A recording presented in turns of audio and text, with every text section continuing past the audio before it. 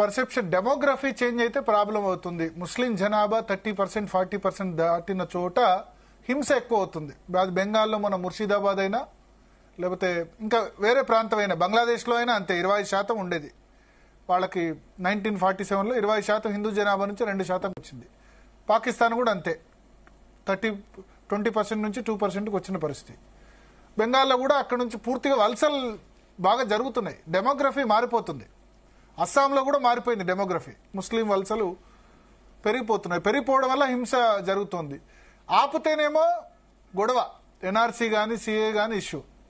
మన రాజకీయ పార్టీలే సపోర్ట్ చేస్తున్న పరిస్థితి. కాంగ్రెస్ లేకపోతే ఇతర అక్కడ ఉన్న రీజనల్ పార్టీసో సపోర్ట్ చేస్తున్న పరిస్థితి. ఎట్లా దీన్ని ట్యాకిల్ చేయాలి మరి ప్రభుత్వం?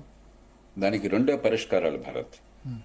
ఒకటి, మన అదృష్టం కొద్దీ మన దేశంలో కొన్ని మొదట్లో పొరపాట్లు చేసినా కూడా జనాభా పెరుగుదల తగ్గిపోతుంది.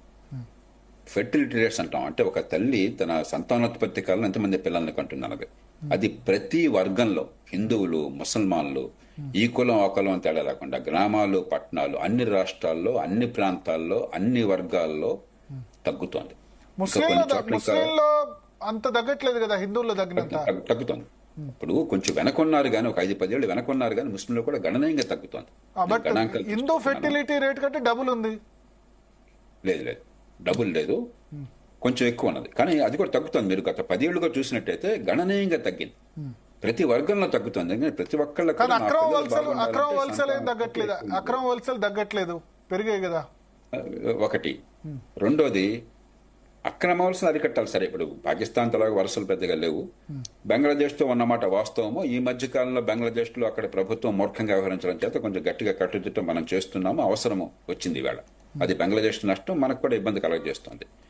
కానీ దీర్ఘకాలంలో ఒకటి, సంతానోత్పత్తి తగ్గటంతో పాటు దేశం లోపల అంతర్గత వలసలు పెరిగినాయి అనుకోండి, ఒక్కచోటే జనాభా ఎక్కువ ఉండదు. ఉదాహరణకి జమ్మూ కాశ్మీర్లో కీలకమైన అంశం ఏమిటి, 370 మనం తీసేయగానే దేశంలో ఏ ప్రాంతం నుంచి అయినా కూడా ఈ దేశ పౌరులుగా ఎక్కడైనా మనకి నివాసం ఉండే హక్కు ఉంది కాబట్టి అక్కడికి వలసలు పెరిగినాయి. అక్కడ ఇతర ప్రాంతాల నుంచి వచ్చే పెట్టుబడులు పెరిగినాయి. దానికి ప్రతికూలంగానే అలాంటిది వస్తే జమ్మూ కాశ్మీర్ లో మనకి స్థావరం తగ్గిపోతుంది, మన బలం తగ్గిపోతున్న కారణంగానే ఇప్పుడు ఇవాళ ఈ దుర్గుచర్య చేపట్టారు. దీర్ఘకాలంలో వలసలు పెరిగి అక్కడ పెట్టుబడులు పెరిగి హిందూ ముసల్మాన్లు ఆ సంఖ్య పూర్తిగా ఒక పక్కన కాకుండా ఇతర ప్రాంతాల నుంచి వచ్చిన వల్ల లాభం మనకేముందని ప్రజలకు అర్థమైనట్టయితే అది పరిష్కారం అవుతుంది. కాబట్టి రెండు, ఒకటి సంతానోత్పత్తి తగ్గుతున్నది ఉన్న కొద్దికి అన్ని వర్గాల్లో, దాన్ని కొనసాగించడం. ఇంకా 5-10 ఏళ్లలో దేశంలో మనం స్థిరీకరణ స్థాయికి వచ్చేస్తున్నాం. దేశం యాజ్ ఎ హోల్ దేశం వచ్చేసింది ఆల్రెడీ. కాశ్మీర్లోకి మళ్ళీ కాశ్మీర్ పండిట్స్ వెళ్లే పరిస్థితి ఉందా? లేదు కదా వాతావరణం. ఇప్పుడు ఈ మధ్య కాలంలో వచ్చింది, అది రాకుండా చేయాలని ఈ ప్రయత్నం జరిగింది. ఒక టూరిస్ట్ సెంటర్ లో ఎందుకు చేశారని చెప్పంటే, ఈ రకంగా కానీ కొనసాగినట్టయితే మన పట్టుపోతుందనే ఇప్పుడు చేశారు. దానికి మనం బెంబేలెత్తకుండా దీర్ఘకాలంలో అది కొనసాగించాలి. ఇదే సమయంలో వీళ్ళని నిర్దాక్షిణ్యంగా తొలముట్టించాలి. రెండు చేయాలి, ఇక వేరే మార్గం లేదు. మనం ఆధునిక సమాజంలో, ఒక రాజ్యాంగబద్ధమైన ప్రజాస్వామ్య సమాజంలో మనం ఎవరిని ఓర్చుకోత కోయలేం, పరిష్కారం లేదు. హిందువులు కానీ ముసల్మాన్లు కానీ సహజీవనం తప్ప వేరే మార్గం లేదు. ముందు అది అర్థం చేసుకోవాలి. ఏ కులమైనా, ఏ మతమైనా, ఏ ప్రాంతమైనా, ఏ భాష అయినా కూడా సహజీవనం తప్ప మన మార్గం లేదు. ఎందుకు మనం ఆంధ్ర తెలంగాణ అనుకోండి, ఈ తెలంగాణ రాష్ట్రం ఏర్పాటుకు ముందు సహజంగా కొన్ని భయాలు, ఆందోళనలు, అపోహలు వచ్చినాయి. అంతా అయిపోయిన తర్వాత సదిమణిపోలా. ఇప్పుడు ఎవరన్నా మాట్లాడుతున్నారా హైదరాబాద్ లో కానీ మరో చోట కానీ ఆంధ్ర వాళ్ళ, తెలంగాణ వాళ్ళ మాట్లాడుతున్నారా? ఏం లేదు కదా. అది తప్ప ఇంకో మార్గం లేదు. సహజీవనం తప్ప. ముస్లిం మత పెద్దల్లో, చదువుకున్న వాళ్ళలో ఈ ఛాందసవాదం గురించి వాళ్ళు ఎటువంటి మార్పు రావాలంటారు? మనం ఆగ్రహానికి, మనం ఆవేశానికి తావు ఇవ్వకూడదు. ఎలాంటి సంఘటన జరిగినా కూడా కొంచెం మన మాటలు, మన చేతలు కాస్త పూర్వపరాలు ఆలోచించి రావాలి. మనం వెంటనే, ఇప్పుడు ఈ పహల్గాం దారుణమైన చర్య జరిగింది, జరగగానే మనం వెంటనే ఆ స్పందన అనేది కోపంతో స్పందిస్తే, ఓ మతం ఆధారంగా, దేశం ఆధారంగా స్పందిస్తే దానివల్ల మంచి కంటే చెడు జరుగుతుంది. కాబట్టి ఆలోచన కావాలి. చంపడం కూడా మతం ఆధారంగానే చంపారు కదా. ఇందాక చర్చించుకున్నాం మనం. మతానికి వక్ర భాష అని చెప్పి ఇస్లామిస్టులు ఖచ్చితంగా మతం ముసుగు కప్పుకుంటున్నారు అన్నమాట వాస్తవం. కానీ దానికి మనం మతం వ్యతిరేకంగా మనం మాట్లాడాం అనుకోండి, ఆ మతం మొత్తాన్ని దూరం చేసుకోవడం అవుతాం.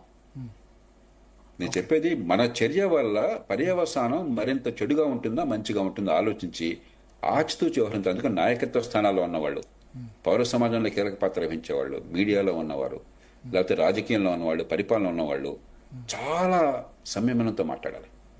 చాలా ముందు చూపుతో ఒక మాట మాట్లాడితే ప్రభావం అంటే అర్థం చేసుకోవాలి, ఒక చర్య ప్రభావం అంటే అర్థం చేసుకోవాలి.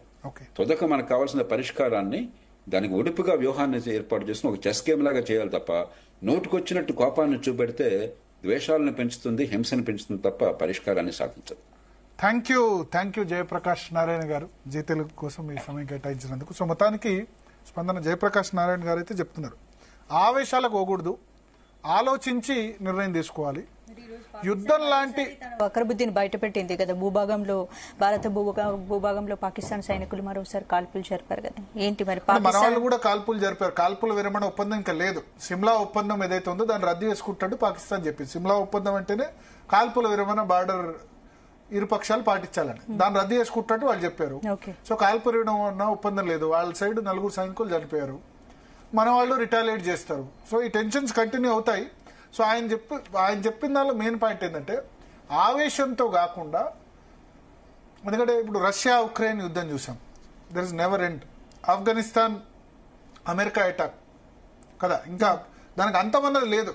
గతంలో యుద్ధాలు అన్నవి ఎవరో ఒకళ్ళు గెలిచేవాళ్ళు, ఇప్పుడు వస్తే యుద్ధాలు పూర్తి స్థాయిలో యుద్ధాలు వస్తే దాని గెలుపు అన్నది ఎవరికి ఉండదు, రెండు వైపులా కూడా నష్టపోతారు. Pakistan already it's a rogue state, అది ఆల్రెడీ నేను ఇంతకుముందు అన్నట్టు బిచ్చం అడుక్కుంటున్న పరిస్థితి, వాళ్ళకి పెద్ద ఇంకా పోయేదేముంది. సో ఆయన చెప్పింది అంటే ఆలోచించి కొట్టాలి. ప్లస్ భారత్ కూడా పాకిస్తాన్ విషయంలో చాలా కఠినంగానే ఉంది కదా, పాకిస్తాన్ కట్టడి చేయడానికి భారత్ అన్ని విధాలుగా ప్రయత్నిస్తోంది. అన్ని విధాలుగా ప్రయత్నిస్తోంది. ఆల్రెడీ ఆర్థికంగా వాళ్ళు ఐసోలేట్ అయిపోయిన పరిస్థితి, మరింత దెబ్బ కొట్టాల్సిన అవసరం ఉంది. ఇప్పుడైతే పెద్ద విదేశాంగ శాఖ ప్రకారమో లేదా వేరే దేశాల నుంచి అయితే సపోర్ట్ పాకిస్తాన్కి రాదు మోస్ట్లీ.